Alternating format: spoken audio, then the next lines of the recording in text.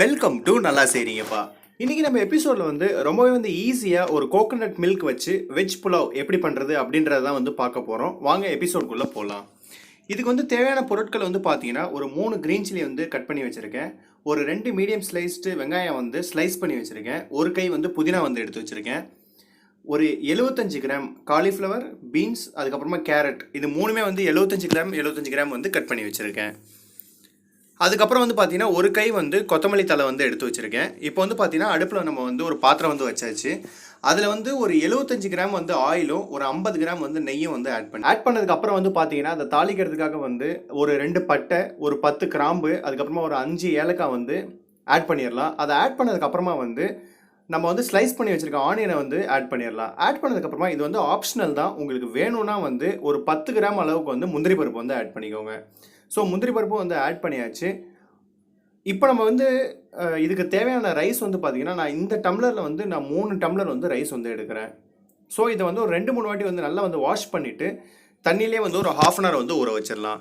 இப்போ பார்த்தீங்கன்னா வெங்காயம் இந்த அளவுக்கு வதங்கினா போதும். அப்போ தான் நம்மளுக்கு புலாவ் ஒயிட் கலரில் கிடைக்கும். ஸோ இந்த அளவுக்கு வதங்கினதுக்கப்புறமா பச்சை மிளகா ஆட் பண்ணிடலாம். அதுக்கப்புறமா அந்த ஒரு கை கொத்தமல்லி, புதினா ஆட் பண்ணிடலாம். ஸோ அதையும் ஒரு 2 நிமிஷம் மட்டும் வதக்கினா போதும். வதக்கின உடனே நம்ம கட் பண்ணி வச்சுருக்க வெஜிடபிளை ஆட் பண்ணிவிட்டு, வெஜிடபிளை ஆட் பண்ண உடனே ஜிஞ்சர் கார்லிக் பேஸ்ட் ஆட் பண்ணிடலாம். ஏன் ஜிஞ்சர் கார்லிக் பேஸ்ட் நான் வெங்காயம் போட்டதுக்கப்புறம் போடலன்னு பார்த்தா கலர் ரொம்ப ப்ரௌன் ஆகிடும். ஸோ நம்ம புலாவோட கலர் சேஞ்ச் ஆகிடும். ஸோ ரைஸ் சோக் பண்ணியாச்சு. இப்போ இதுக்கு பார்த்தீங்கன்னா நான் 1.5 டம்ளர் தேங்காய் பால் ஆட் பண்ணுறேன். 1.5 டம்ளர் தண்ணி ஆட் பண்ணுறேன். ஸோ இந்த பாஸ்மதி ரைஸ்க்கு 1 டம்ளர் தண்ணி வச்சா நல்லா விதையாக இருக்கும். ஸோ 1.25 டம்ளர் நீங்கள் கனெக்ட் பண்ணி வச்சுக்கலாம். ஸோ இதுக்கு தேவையான அளவு உப்பு நம்ம ஆட் பண்ணியாச்சு இப்போது. ஸோ இதில் வேறு எந்த மசாலாவுமே ஆட் பண்ண போகிறதில்ல. உப்பு ஆட் பண்ணதுக்கப்புறமா நம்ம அளந்து வச்சுருக்க தண்ணி, அதுக்கப்புறம் தேங்காய் பாலை ஆட் பண்ணிடலாம்.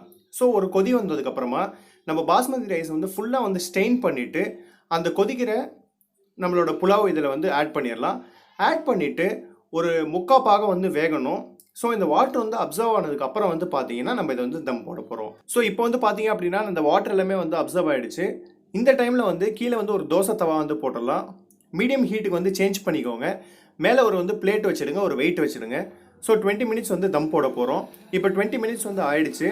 நம்ம புலாவ் ரொம்பவே பர்ஃபெக்டாக குக் ஆகிடுச்சு. பார்க்கும் போதே தெரியுது. அதே மாதிரி ஒயிட் கலர்லையும் இருக்குது பாருங்கள். நான் ஒரு வாட்டி நல்லா மிக்ஸ் பண்ணி எடுத்துட்டேன். ஸோ ரொம்பவே சுவையான ஒரு கோகோனட் மில்க் வச்சு ஒரு வெஜ் புலாவ் ரெடி ஆகிடுச்சு. வீட்டில் நீங்களும் ட்ரை பண்ணி பாருங்கள். என்னோடய வீடியோஸ் பிடிச்சிருந்ததுன்னா ஷேர் பண்ணுங்கள், லைக் பண்ணுங்கள், சப்ஸ்கிரைப் பண்ணுங்கள். நல்லா செய்றீங்க.